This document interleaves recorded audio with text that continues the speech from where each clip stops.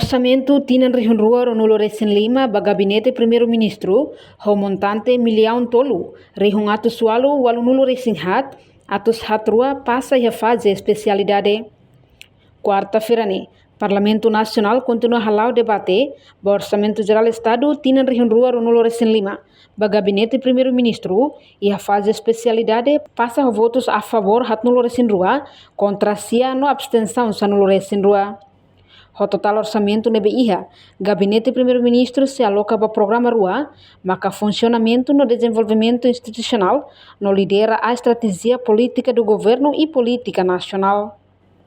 No husi programa Rua se faz a categoria Lima, nebe composto husi salário vencimento, o montante milhão ida, rihung atus sida tol nulo recém-hito atus tolo, hat nulo recém-walu. Bensi serviço iha milhão Rua, rihung atus tolo walu nulo recém-hito, lima nulo recém-hat ba transferência pública, nebe mamu, ba capital menor iha rihung atus tolo neng nulo, e kusliu ba capital desenvolvimento nemos mamu.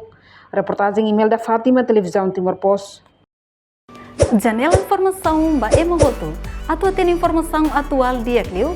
Kita haluha, hanai botão subscribe, like, halo comentário no fahe tutang ba media sosial hoto.